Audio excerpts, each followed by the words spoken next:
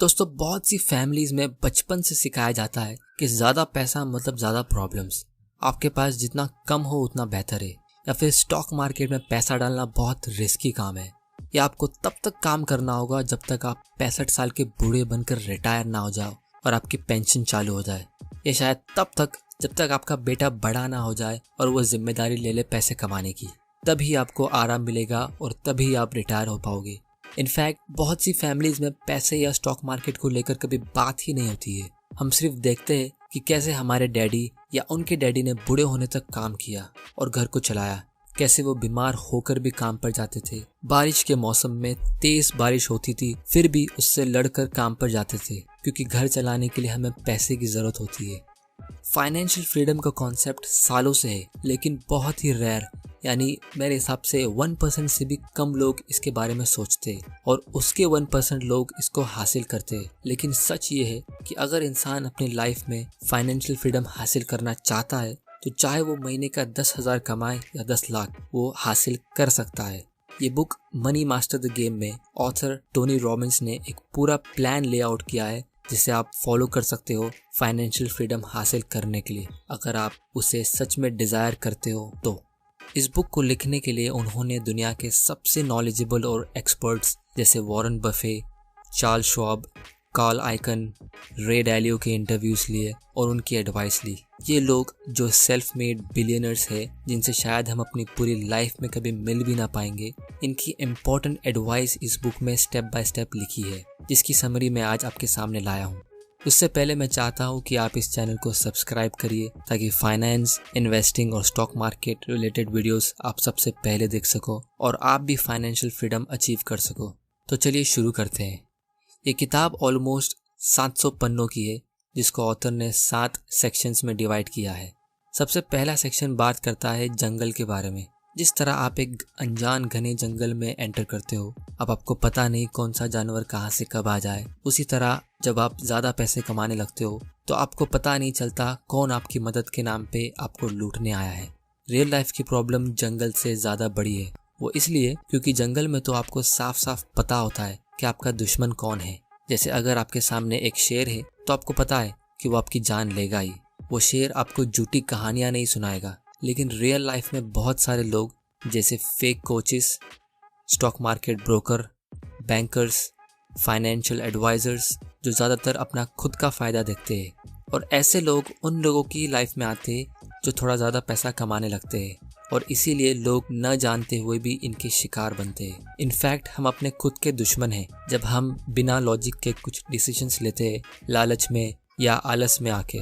तो इसीलिए अगर आपको अमीर बनना है और सबसे इम्पोर्टेंट अमीर रहना है तो आपको सबसे पहले खुद पे भरोसा करना होगा, और वो आप तभी कर पाओगे जब आप इतने एक्सपीरियंस्ड या नॉलेजेबल होंगे। ये था इस बुक का step 1, welcome to the jungle. Section 2, know the rules before you get in. यहाँ ऑथर हमें सिंपल एडवाइस दे रहे हैं। हमें एक कंज्यूमर से शिफ्ट होके ओनर बनना होगा। इसका मतलब सिंपल है, आपको एप्पल फ़ोन नहीं खरीदना, आपको एप्पल कंपनी को ही खरीदना है।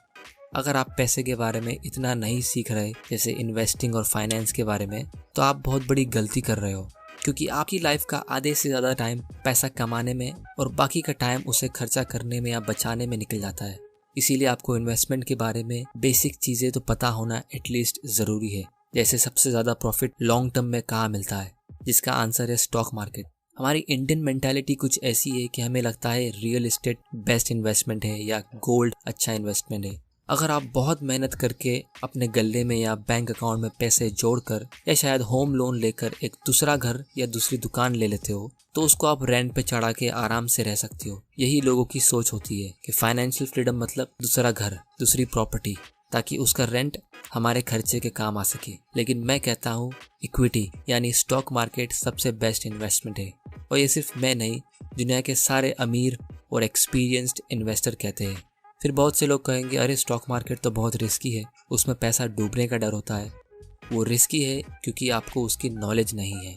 फाइनेंस की दुनिया में बहुत सारे ऐसे रूल्स हैं जो आप गेम खेलकर ही सीखते हो, लेकिन ये आप रूल्स जितना जल्दी जानो उतना अच्छा है। जैसे ऑथर ने इस बुक में कुछ रूल्स लिस्ट किए हैं, जिसमें से एक है आप कुछ सालों की नॉलेज से मार्केट को इजीली बीट नहीं कर सकते। यानी स्टॉक मार्केट इंडेक्स फंड जैसे सेंसेक्स और निफ्टी से ज़्यादा रिटर्न्स कंसिस्टेंटली नहीं ला सकता। इनफैक्ट सिर्फ 4% actively manage fund index fund से अच्छा रिटर्न देते हैं कि 100 म्यूचुअल फंड्स में से सिर्फ 4 म्यूचुअल फंड इंडेक्स फंड से अच्छा रिटर्न देंगे लॉन्ग टर्म में। इंडिया में और हर जगह म्यूचुअल फंड ज़्यादा फेमस है, वो इसलिए क्योंकि इसकी एडवर्टाइजिंग होती है, इंडेक्स फंड की नहीं होती, और इसीलिए इसके बारे में बहुत कम लोग इसको जानते हैं। ये था section 2, know the rules before you get इन, वरना जितना लेट उतना loss. Section 3, what's the price of your dreams. अगर आप 10 लोगों को पूछो कि उन्हें कितने पैसे चाहिए एकदम आराम की ज़िंदगी जीने के लिए, तो 10 में से 9 लोग कहेंगे 10 करोड़ या 100 करोड़। ये एक रैंडम नंबर है जो उनके दिमाग में आता है, क्योंकि हर आदमी विश करता है ज़्यादा की, और प्रॉब्लम वहीं से शुरू होती है। अगर आपको सच में फाइनेंशियल फ्रीडम अचीव करना है तो आपको एक एग्जैक्ट अमाउंट कैलकुलेट करना होगा। मान लो आपकी फैमिली में 4 लोग हैं और आपका टोटल मंथली खर्चा होता है 30,000 रुपया पर मंथ, मतलब साल के 3.6 लाख। तो आपको सिर्फ 60 लाख रुपया चाहिए फाइनेंशियल फ्रीडम हासिल करने के लिए।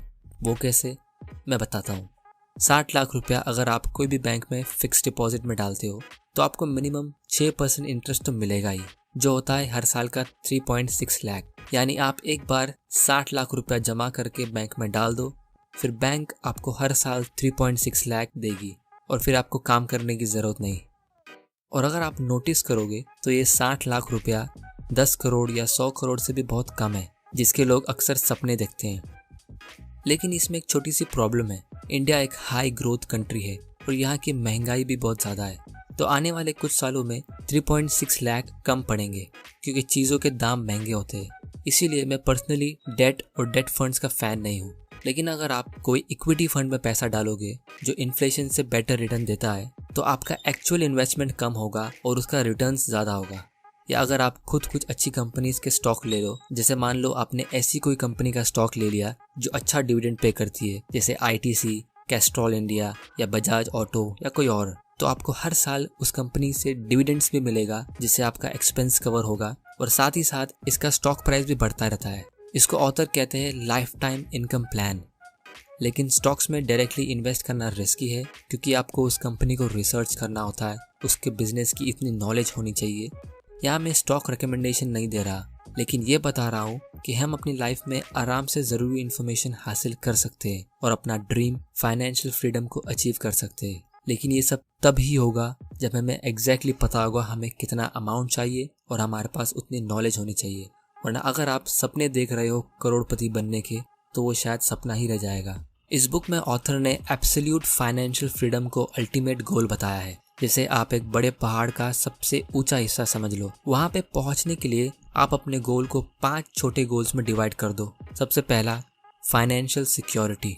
अगर आप कुछ साल मेहनत करके सिर्फ इतना सेव कर लो जिसका इनकम आपका हर महीने का अनाज, लाइट बिल और वाटर बिल पे कर सके, जो अक्सर लोगों के पूरे खर्चे का आधा खर्चा होता है, तो आप अपने लिए एक फाइनेंशियल सिक्योरिटी क्रिएट कर लोगे। इसकी वजह से आपको जॉब से निकल जाने का डर इतना नहीं होगा। आप इजीली अपना पुराना जॉब छोड़ सकते हो जिसे आप पसंद नहीं करते, क्योंकि लोग अक्सर जॉब नहीं छोड़ पाते क्योंकि उनको डर होता है कि दूसरा अच्छा जॉब मिलेगा या नहीं और कितने टाइम में मिलेगा, फिर बिल्स कैसे भरेंगे। लेकिन अपने लिए अगर आप एक फाइनेंशियल सिक्योरिटी क्रिएट करते हो तो वो प्रॉब्लम इतनी नहीं होगी। फिर दूसरा गोल है फाइनेंशियल वाइटैलिटी, और फिर तीसरा है फाइनेंशियल इंडिपेंडेंस, जिसके अक्सर कुछ लोग सपने देखते हैं। फाइनेंशियल इंडिपेंडेंस एक ऐसा गोल है जिसमें आपका महीने का खर्चा कवर होता है और आपको काम करने की बिल्कुल जरूरत नहीं। जब आप ये स्टेज पे पहुंचते हो तो आप कोई ऐसा प्रोफेशन या काम चुन सकते हो जिससे आपको खुशी मिलती हो और आपके पास ज्यादा फ्री टाइम होगा, क्योंकि आपका पैसा आपके लिए काम कर रहा है। फ्री टाइम मतलब ज्यादा अपॉर्चुनिटी, कुछ नया शुरू करने की, कुछ बड़ा सोचने की। फिर आप goal number 4 financial freedom aim कर सकते हो, और फाइनली एब्सोल्यूट फाइनेंशियल फ्रीडम, जिसको ऑथर इस बुक में अल्टीमेट गोल कहते हैं। ये स्टेज में आपका पैसिव इनकम इतना होगा जो आपके हर महीने का खर्चा प्लस आपकी वैकेशन और लग्जरी लाइफ को भी सपोर्ट कर पाएगा। अब ये सब सुनने में बहुत आसान लगता है, लेकिन रियलिटी में मुश्किल है और इसको कई साल लग जाते हैं। लेकिन सच ये है कि अगर आप सेविंग्स और इन्वेस्टमेंट की आदत डालो और उसकी ज़रूरी नॉलेज हासिल कर लो, और फिर ये प्रोसेस को ऑटोमेट कर दो, जैसे SIP के थ्रू, यानी सेविंग्स और इन्वेस्टमेंट अपने आप होते रहे आपकी सैलरी आते ही। तो ये शुरू में मुश्किल जरूर लगेगा, लेकिन बाद में आसान, और जब आप इस पहाड़ में थोड़ा ऊपर चढ़ जाओगे तो बाकी का सफर अपने आप हो जाएगा, क्योंकि स्टार्ट में ही सबसे ज्यादा मुश्किल होती है, जिसमें लोग हमेशा गिव अप करते हैं। ये था section 3, what's the price of your dream, make the game look winnable. Section 4, अपनी लाइफ का सबसे ज़रूरी इन्वेस्टमेंट डिसीजन लो, और वो है एसेट एलोकेशन। इसका मतलब ये कि आप कितना पैसा कहाँ रखते हो वो मैटर करता है।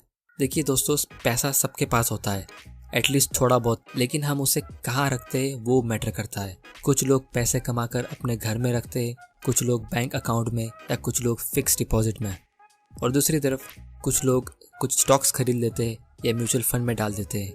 लेकिन क्या आपने कोई ऐसा आदमी देखा है जो बैंक अकाउंट में पैसे डाल के उसके इंटरेस्ट से अमीर हुआ हो? आप अपनी लाइफ में जितना जल्दी स्टॉक्स और इक्विटी फंड्स में इन्वेस्ट करोगे उतना अच्छा है, ताकि आपकी हिम्मत उतनी जल्दी खुलेगी, वरना एज 30 या 40 क्रॉस करने के बाद आप इतना ज़्यादा रिस्क लोगे नहीं। Section 5, create a life time income plan. यहाँ पे ऑथर ने एक बड़ा सेक्शन फेमस इन्वेस्टर और बिलियनर रे डालियो की हेल्प से लिखा है। रे डालियो जो सिर्फ अल्ट्रा हाई नेटवर्थ इन्वेस्टर यानी बहुत ज़्यादा अमीर लोगों का पोर्टफोलियो हैंडल करते हैं, जिसके लिए वो बहुत ज़्यादा फीस भी चार्ज करते हैं, लेकिन उन्होंने ऑथर को फ्री में ये सिंपल स्ट्रेटेजी बताई है आपका पोर्टफोलियो क्रिएट करने की। वो ये है 30% स्टॉक्स में, 15% short term bonds, 40% long term bonds, 7.5% gold में, 7.5% कमोडिटीज़। और मेरे हिसाब से ये पोर्टफोलियो बहुत बढ़िया तरीके से डाइवर्सिफाइड है, मतलब मार्केट चाहे ऊपर हो या नीचे आपको कंसिस्टेंटली इनकम मिलता रहेगा, क्योंकि इसमें ऑलमोस्ट जितने भी इन्वेस्टमेंट क्लासेस है वो सब इंक्लूडेड है, सिर्फ रियल एस्टेट छोड़ के। Section 6, invest like 0.001% do. इसका मतलब आप ऐसे इन्वेस्ट करो जैसे दुनिया के सबसे अमीर 0.001% लोग करते हैं।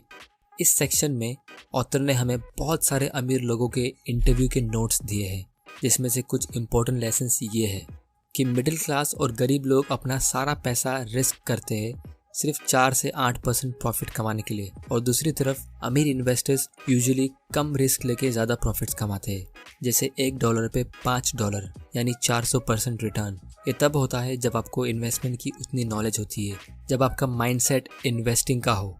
जैसे मिडिल क्लास लोग अक्सर बुरे टाइम में, जैसे कि अभी रिसेंटली जो कोरोना वायरस की वजह से मार्केट क्रैश हुआ था, वो टाइम पे लोग अनाज खरीदते हैं लाइन में लग के। अमीर लोग वो टाइम पे स्टॉक्स खरीदते हैं, वो भी एकदम सस्ते प्राइस पे, जो उनको बहुत ज़्यादा रिटर्न्स देता है। Section 7, do it, enjoy it and share it. ये सेक्शन भी बहुत बढ़िया है, क्योंकि टोनी रॉबिन्स एक मोटिवेशनल स्पीकर है और उन्होंने बहुत सारी फेमस बुक्स भी लिखी है। पैसा आपको एक्सपीरियंस में खर्चा करने का मौका देता है, जैसे आप वैकेशंस पे जा सकते हो। अपने लिए फ्री टाइम खरीदने का मौका देता है, जैसे आपके लिए पैसा काम करता है। फिर ये फ्री टाइम आप अपने चाहने वालों के साथ स्पेंड करो, या वही पैसा आप अपनी सोसाइटी में ज़रूरतमंद लोगों को दो, ये आपका चॉइस है। लेकिन जब आप सोसाइटी में कंट्रीब्यूट करते हो ज़रूरतमंद लोगों को देके, तो आपको उससे ज़्यादा खुशी मिलेगी। तो दोस्तों, ये थी summary money master the game by Tony Robbins. अगर आपको वीडियो पसंद आया तो इस चैनल को सब्सक्राइब करिए, इस वीडियो को ज़्यादा से ज़्यादा शेयर करिए अपने फ्रेंड्स और फैमिली मेम्बर के साथ। और मैं आपसे ये जानना चाहता हूँ कि आपके घर का महीने का खर्चा कितना है। कमेंट में इसका आंसर दे, ताकि आप भी जल्द से जल्द फाइनेंशियल फ्रीडम हासिल कर सको। वीडियो देखने के लिए थैंक यू और गुड बाय।